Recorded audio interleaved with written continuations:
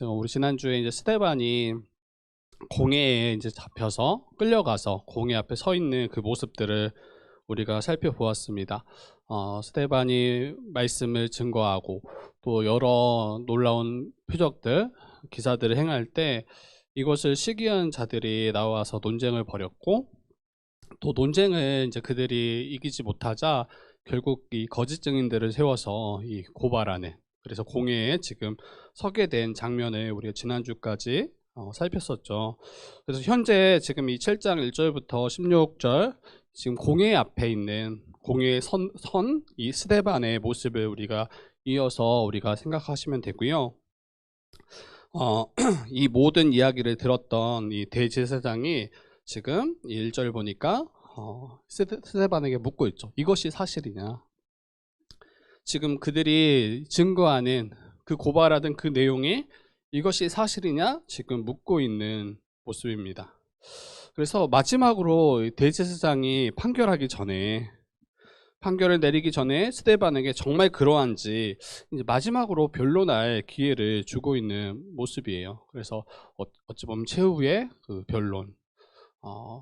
그러니까 이 마지막이라는 생각을 우리 마지막이라고 생각할 때 이 변론이 얼마나 중요한 변론인지, 스데반 개인에게 있어서 이 변론이 어떠하냐에 따라서 뭐 가장 안 좋게는 처형을 당할 수도 있고, 또 그 변론에 따라서 이 노임을 받을 수도 있는 그 결정적인 그 기능을 아마 이 변론을 통해서 하게 될 것입니다. 그리고 무엇에 대해서 그러면 지금 스데반이 변론해야 되는가? 그 내용도 우리가 놓치면 안 되겠죠. 앞에 스데반을 잡기 위해서 고발했던 그 내용이 무엇인지, 거기에 대해서 효과적으로 변론을 해야 되는 거잖아요. 그래서 거짓으로 고발했던 그 내용들 우리 다시 한번 생각해 보면, 먼저는 이제 모세와 하나님을 모독했다라고 이야기했죠. 그리고 그 내용들을 보니까 나사렛 예수가 성전을 헐어버릴 것이다. 스데반이 그렇게 지금 가르치고 전하고 있다는 거예요. 그리고 모세가 우리에게 전하여 준 규례, 그 율법을 다 뜯어 고치겠다, 이렇게 지금 이 스데반이 가르쳤다라고, 전했다라고 말하는 거죠. 이 지난주에도 말씀드렸지만 유대인들에게, 이스라엘에게 있어서 성전과 율법은 정말 매우 중요하고 그 어떤 것도 뭐 변개하거나 깨트리거나 무너뜨릴 수 없는 거죠. 그런데 이 성전을 헐어버리겠다라는 그러한 이제 궤변, 성전은 하나님이 거하시는 초소이기 때문에 이 성전을 무너뜨린다라는 것은 하나님을 도리어 부정하고 대적하는 일로 여겨졌습니다. 우리 율법은 하나님의 거룩하신 법이기 때문에 율법을 뜯어 고치겠다라는 것은 이 하나님이 진리이시고 선하시고 가장 지혜로우신 분이신데 그 하나님의 뜻을 받지 못하겠다라는 거예요. 도리어 하나님의 그 법에 뭔가 오류가 있어서 수정하고 바꿔야겠다, 이렇게 말하는 것과 크게 뭐 다르지 않겠죠. 그래서 이 스데반에게 이것이 사실이냐 이렇게 물었을 때 스데반은 그곳에 모였던 공회원들에게 지금 이제 변론하고 자기의 말을 전하는 거죠. 2절 보니까 스데반이 이르되 여러분 부형들이여 들으소서라고 이야기해요. 이 부형들이여라는 것은 이제 형제를 높이는 그런 말이에요. 그래서 형제들이여 들으소서, 형제들이여 나의 말을 들으소서. 이 들으소서 할 때 마치 이제 변론에서 어쩔 수 없이 자기의 억울함을 호소하고 어떻게든 여기에서 벗어나기를, 그거에 대해서 들으소서, 이런 느낌은 좀 없어요. 자신을 향해서 거짓으로 증언하고 자신을 음해하려는 그 일에 대해서 원망과 애통과 어찌할 바를 몰라서 신음하는 그런 모습으로 내 말 좀 들으라, 이렇게 말하는 모습이 아닌 것 같아요. 이 앞에 그 천사의 얼굴과 같더라, 그런 이야기를 했었죠. 이 자신의 억울함을 풀기 위해 힘쓰는 모습이 아니라 도리어 공회 앞에서 그 마지막 변론조차, 자기에게 주어진 마지막 변론의 자리조차 예수를 증거하는 그 기회로 삼는 모습입니다. 너무 정말 멋지다라는 생각이 들었어요. 너무 멋지다. 물론 이게 때로는 어리석은 모습처럼 보일 수도 있어요. 아니 그 기회조차도 자기를 어떻게든 변론하고 그 위험을 피하는 그 마지막 기회조차도 그때 예수 그리스도를 증거하는 일이 더 우선이라고? 어떤 이들은 어리석다라고 생각할 수도 있지만 이 말씀을 볼 때 이게 참 신자의 또 성도의 모습일 수 있겠다는 생각이 들었습니다. 자신의 처한 상황을 뛰어넘어서 도리어 그러한 어려움의 자리를 복음을 증거하는 자리로 삼을 수 있는가, 사용하고 있는가, 이게 은혜인 것 같아요.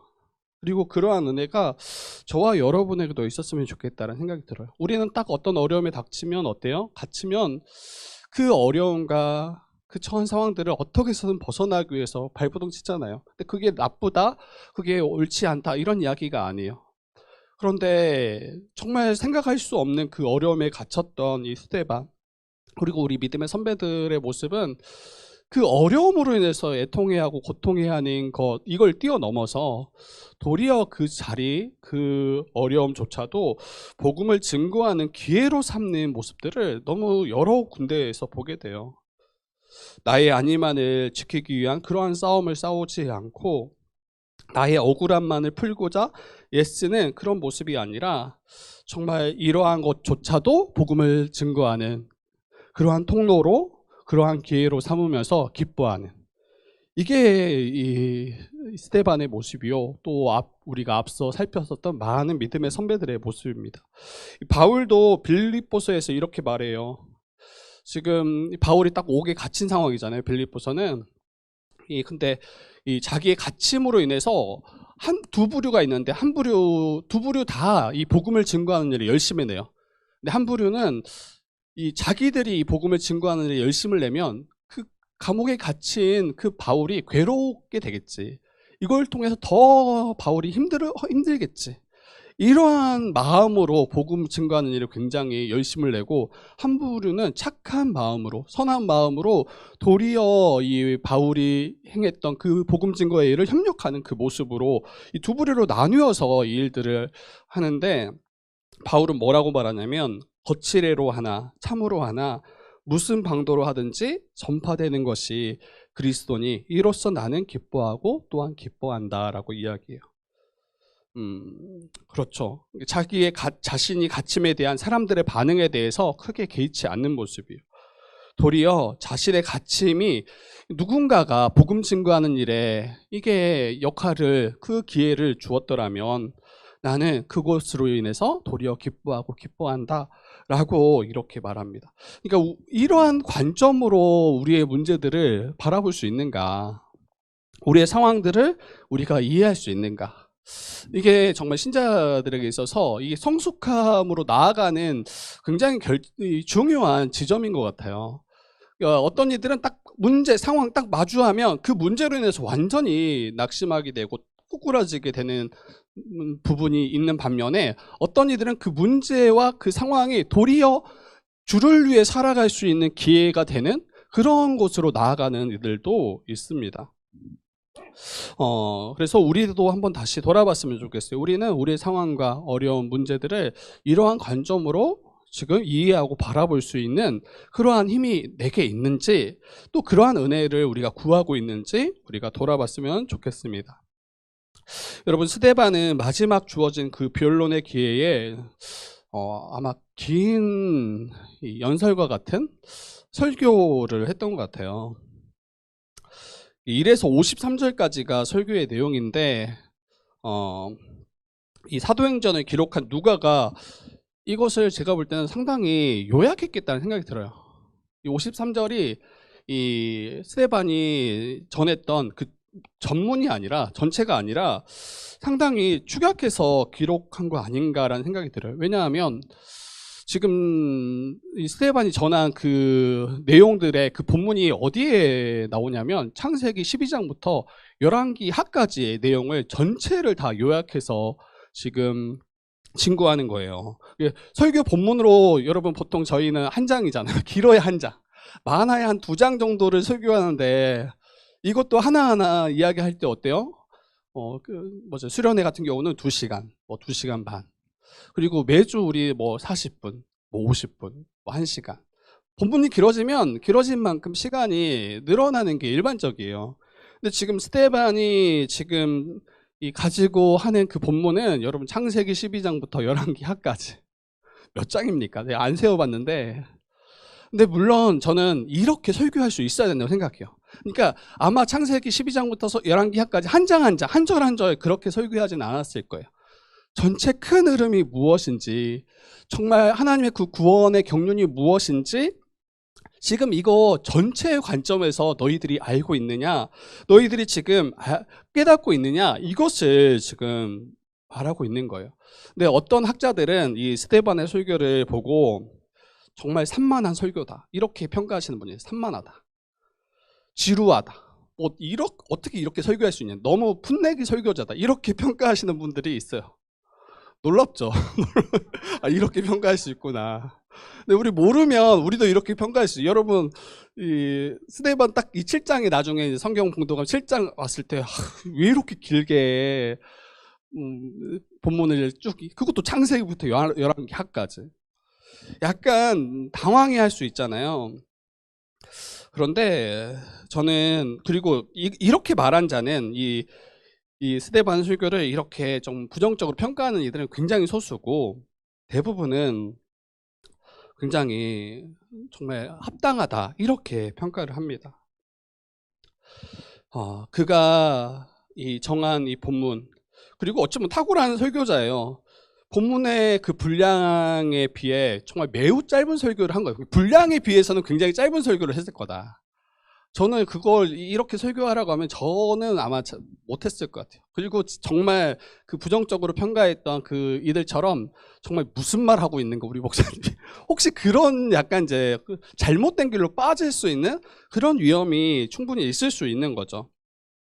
그러나 이 스데반은 유대인들 누구라도 알고 있는 그 구약의 뻔한 이야기를 되풀이하는 것이 아니라 그들로서는 같은 그 말씀이고 그들이 알고 있는 말씀이지만 전혀 본래 알지 못하고 또 이해하지 못했던 그 성경에 합당한 그 의미들을 지금 끌어내고 있는 모습으로 이해해야 합니다. 거짓 증인들의 주장처럼 스데반이 성경을 무시하거나 율법을 무시하는 것이 아니라 그 구약의 말씀에 푹 젖어서 자신을 변론하고 또 복음을 증거하고 있는 모습으로 우리는 살펴볼 수 있죠. 저는 이제 한국 교회에 이러한 설교들이 많이 있어야 되겠다는 생각이 들어요. 우리 교회도 마찬가지예요. 이러한 흐름에서 좀 복음을 말할 수 있어야 된다. 이 말이 본문을 길게 잡고 설교해야 된다 이런 이야기가 아니에요. 성경 전체가 말하는 그 큰 흐름 안에서 한 장 한 장 또 몇 절을 설교할 수 있어야 되는 거죠. 그 몇 절만 가지고 그것의 의미를 찾는 것이 아니라 성경 66권 창세기부터 요한계시록까지 성경이 말하는 그 중심 사상이 무엇인지, 핵심이 무엇인지 이것을 붙잡고 각장을 이해하는 것이 합당한 거죠. 이제 저는 이제 모태신앙이었고, 이 말은 이제 저희 부모님이 신앙생활을 먼저 시작하신 거죠. 그리고 굉장히 열심히 있는 분들이고 지금도 여전히 신앙생활 열심히 하시는 분들입니다. 그리고 저는 이제 교회 바로 옆이 저희 집이었어요. 아까 이제 이 차를 타고 이제 교회로 오고 있는 길에 제 아들이 이야기하더라고요. 집이 바로 앞이었으면 좋겠다라는 거예요. 집이 교회 바로 앞. 이게 무슨 말인가 이제 들어봤더니 더 늦게 잘 수 있다는 거예요. 더 늦게 자고 눈 뜨고 바로 오면 늦지 않잖아요. 그래서 한참 운전하고 있는데 아빠 우리 집은 교회 바로 앞이었으면 좋겠어 이렇게 이야기하더라고요. 그래서 그러냐 하고 이제 그냥 조용히 이제 왔었는데, 실제로 제가 어렸을 때 살았던 집은 진짜 교회 바로 앞이에요. 여러분들 그때 가봤었나? 한평? 못 갔어. 우리 보석만 갔다 왔죠. 진짜 지금도 그냥 교회 나오면 바로 그냥 한 3발자국 걸으면 저희 집이에요. 그냥 교회 그리고 바로 옆에 집. 그래서 정말 가까운 곳에서 이 교회가 있었다라는 거는 제 의지와 상관없이 교회에 열심히 할 수밖에 없었던 그런 이제 흐름이었던 거죠. 그래서 신앙과 매우 밀접한 생활을 하면서 성장했죠. 그리고 매주 설교를 들었어요. 매주. 거의 빠진 적 거의 없었던 것 같아요. 매주 설교를 들어왔고. 그리고 그 주일학교 이제 성경 고사 같은 거 예전 때 많이 했어요. 그리고 저희는 뭐 부조 같은 것도 선생님들이 만들어줘서 뭐 5명이 앞에 이제 대표로 나오면 정말 빨리 눌러요. 그런 거 있잖아요. 그런 것도 저희 했던 기억이 나요. 근데 그때 이제 1등 뭐 이런 거, 근데 몇 명 안 되는데 저희들끼리 이제 막 하는 거죠. 근데 저는 이제 그게 제가 성경을 굉장히 잘한다라는 착각을 어렸을 때부터 갖고 있었던 것 같아요. 그리고 이제 신대원 들어오기 전에 이제 성경고사를 이제 보잖아요. 학교에 입학하기 위해서 그런 입시처럼. 근데 그때도 성경에 있어서는 굉장히 높은 점수로 이제 학교에 진학을 한 거죠. 성경 곳곳에서 어떤 말씀이 있는지 그런 것들을 굉장히 빠삭하게 열심히 성경을 이제 판 거죠. 그래서 성경을 모른다는 생각을 못 했던 것 같아요. 그런데 이제 신대원 들어가서 이 성경을 연구하는 그러한 단체를 만났고, 그리고 이 창세기 본문을 처음 이제 연구했는데 너무 충격적이었어요. 분명히 내용은 내가 다 아는 내용들이야. 아브라함이 누구고, 아브라함의 아들이 누군지, 또 아브라함이 이제 창세기 20장에서 22장이죠. 22장에서 모리아산에서 자기 아들을 번제로 드리는. 근데 그때 하나님이 긴급하게 이제 개입하셔서 안 된다, 이렇게 말리시는. 그리고 옆에 이 뿔이 걸려 있는 이 순양을 이 번제로 드리는. 저는 이러한 내용들을 이미 알고 있었고, 그리고 이게 막 아주 새로운 내용들이 아니었죠. 근데 성경을 연구할 때 너무 충격을 받았던 게, 그 내용들이 중요하지만, 근데 그 내용 안에 담겨진 그 의미를 이해하는가, 이런 생각을 한 번도 하지 않고, 그래서 이제 뭐 번제를 드리는 사건은 우리도 가장 귀한 것을 드릴 수 있는가, 항상 어떤 윤리적이고 도덕적이고 우리 어떤 결단을 요구하는 그러한 의미 정도로 여기고 지금까지 왔었던 거죠.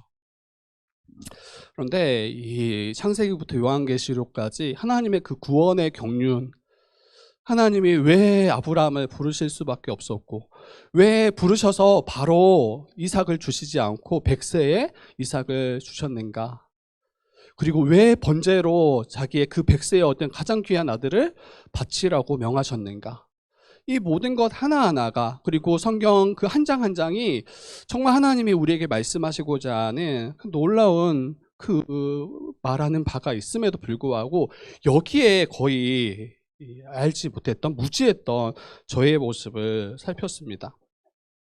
그래서 여러분, 이 성경을 66권이거든요. 66권인데 각권을 따로 생각하시면 안 돼요. 성경은 66권이지만 엄밀하게 말하면 한 권이에요. 그리고 성경 66권을 기록한 저자들도 여러 명이에요. 그런데 원저자는, 참 저자는 한 명이에요. 바로 하나님이시죠. 하나님이 성령으로 사람들을 감동케 하셔서 그 사람들을 통해서 기록하게 하셨고, 그 기록한 바는 사람들의 어떠한 자기의 생각, 의견이 아니라 하나님의 뜻을 밝히 증거하는 그러한 통로가 바로 성경입니다. 그래서 성경 66권이 우리에게 주어졌다는 것은 굉장히 의미 있는 거예요. 만약에 한 권만 성경으로 우리에게 주어졌더라면, 그 66권에 다른 것들은 다 소실되고 다 사라진 채 어떤 특정 한 권만 우리에게 주어졌더라면, 여러분, 우리는 하나님의 뜻을 바로 알아가기 매우 어려웠을 거예요. 근데 하나님이 살아계신다라는 게 너무 분명해요. 자기의 뜻을 온전히 증거하고자, 또 알리고자 정말 오랜 역사 가운데 이 성경을 끝까지 붙잡으시고, 여러 가지 위협들이 있었음에도 불구하고 성경을 보존하셔서 우리에게 허락하셨다라는 거, 이게 은혜입니다. 그래서 우리 교회도 마찬가지예요. 우리가 성경 각권을 GBS하고 PBS 하는 거, 이거 매우 중요하고 우리가 힘써야 되는 일이지만, 이것과 함께 이 성경 전체가 말하는 것이 무엇인지, 이것을 이해하는 것이 정말 중요해요.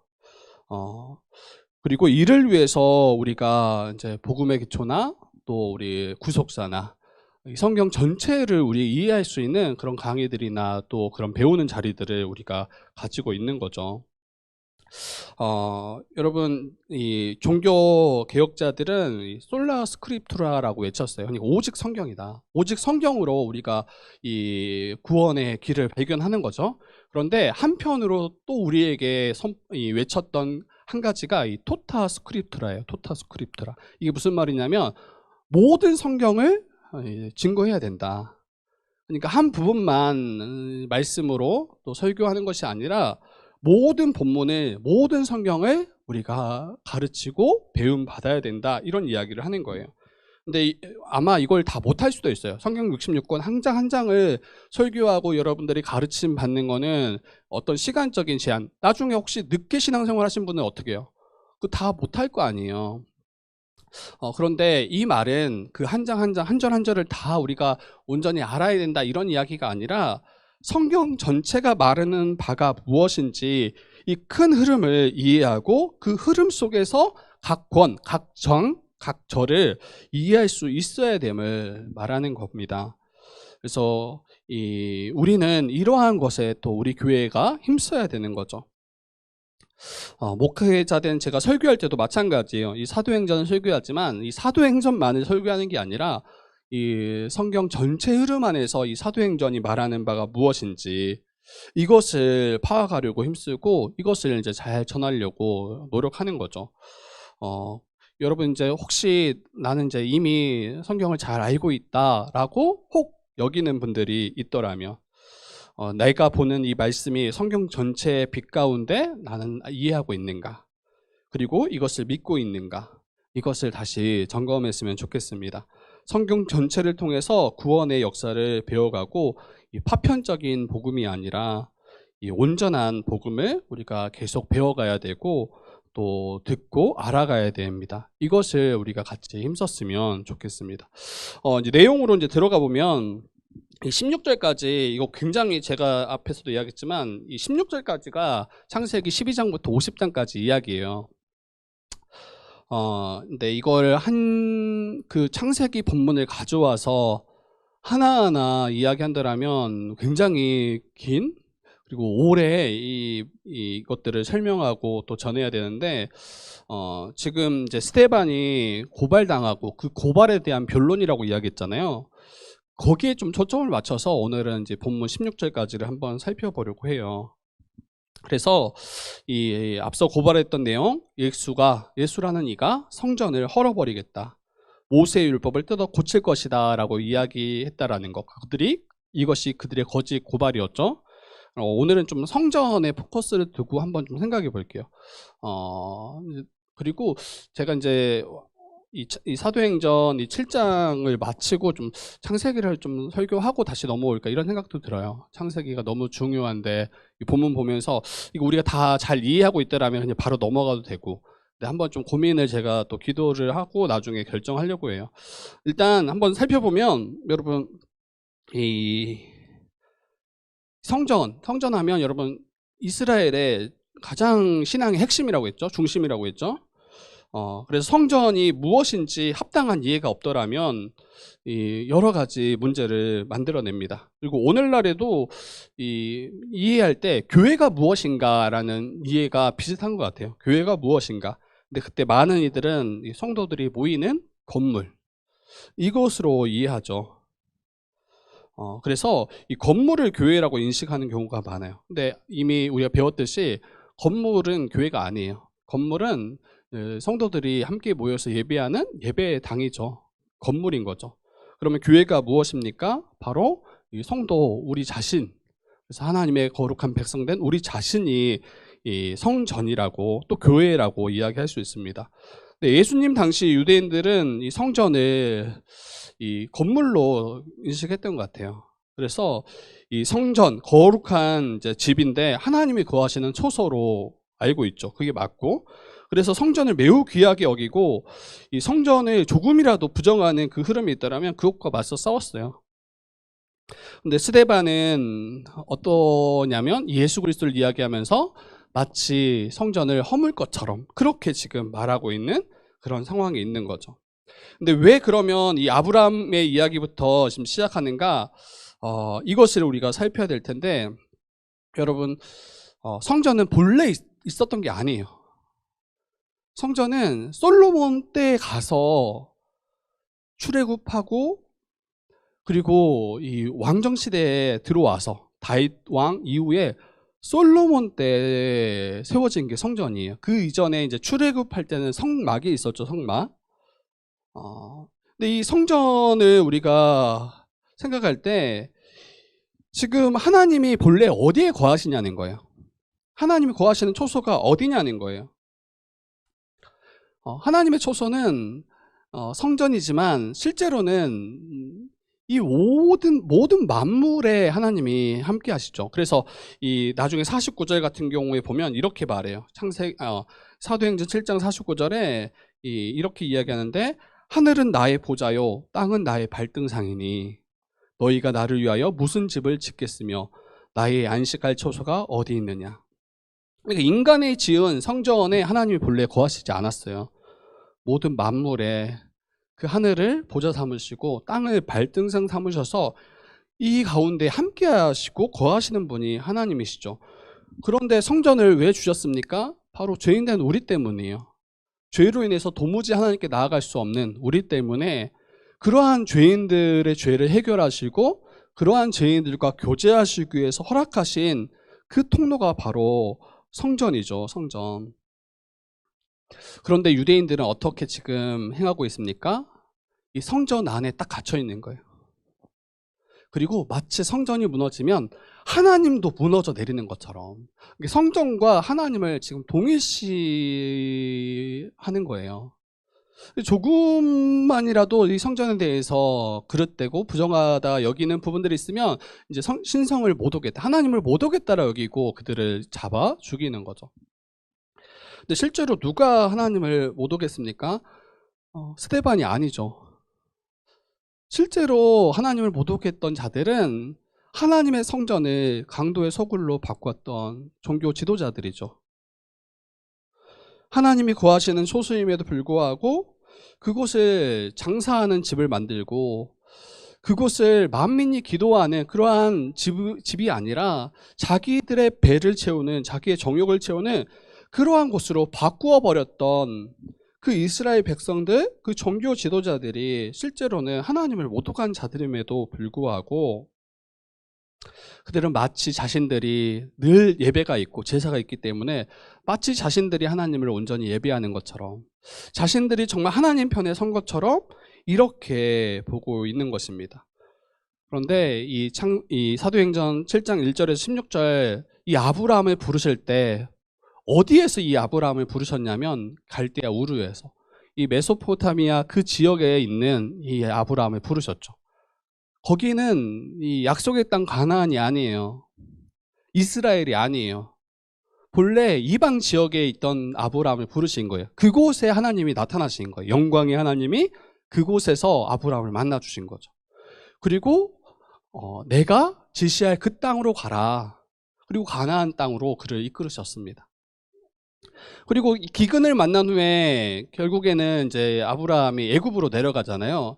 근데 그때 이 아브라함이 가지고 있던 생각이 뭐냐면, 애굽에는 하나님이 역사하시지 못하겠지. 하나님을 이 가나안 지역에 이 지역신 정도로 여기고 애굽으로 내려갔을 때는 하나님을 의지하지 않습니다, 아브라함이. 그리고 자기의 안위를 지키기 위해서 어떻게 합니까? 자기의 아내를 누이라고 속이죠. 결국에는 하나님께서 긴급하게 개입하셔서 이 아브라함을 통해서 자신이 언약하신 바를 지키시기 위해서 도리어 애굽의 왕된 바로를 저주하시고 벌하시는 그러한 장면을 창세기 12장에서 볼 수 있어요. 이것을 말하는 바가 무엇입니까?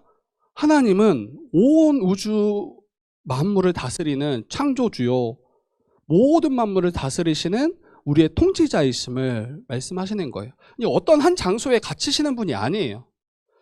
이러한 것들을 유대인들은 오해하고 여전히 그릇된 이 성전에 대한 이해를 가지고 있는 거죠. 우리도 마찬가지인 것 같아요. 그러한 관점에서 이 돌로 세워진 성전은 아무것도 아닙니다. 성전을 허락하심도 우리 죄인된 우리를 위한 하나님의 은혜의 방편이었고, 또 제사제도를 허락하심도 우리의 죄를 속죄하시기 위한 이 하나님의 은혜의 방편이었죠. 그리고 이걸 통해서 궁극적으로 말씀하시고자 하는 바는 무엇입니까? 참 성전이 무엇인지, 어떻게 우리의 죄가 속죄되는지. 성전의 가장 고유한 기능은 죄를 속죄하는 기능이에요.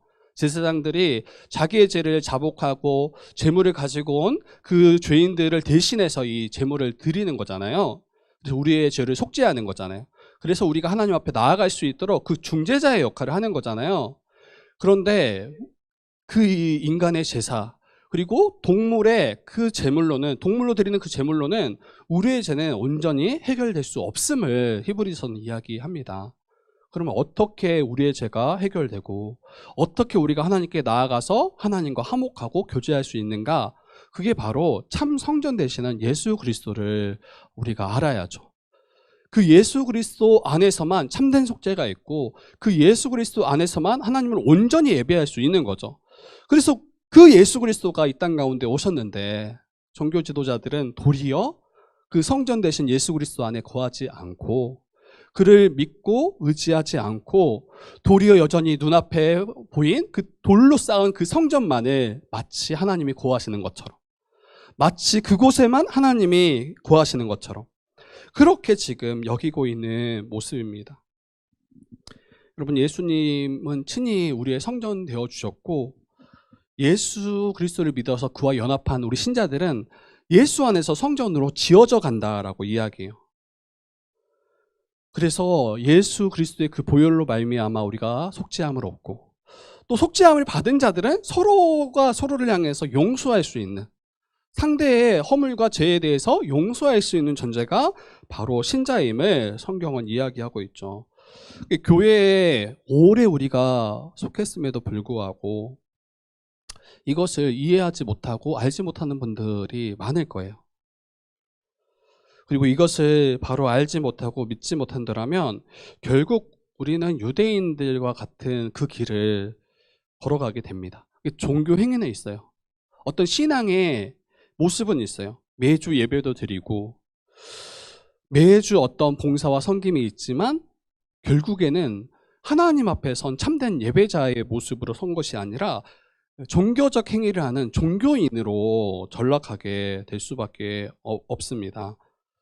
우리가 정말 예수를 나의 주, 정말 나의 하나님으로 믿고 섬기는 것이 아니라 자기의 이익과 조금만 반할 때, 조금이라도 내 이익과 반할 때 언제든지 예수를 부인하고 그 예수 그리스도를 대적하는 자리에 그 유대인들처럼 설 수 있는 거죠. 여러분, 스데반의 그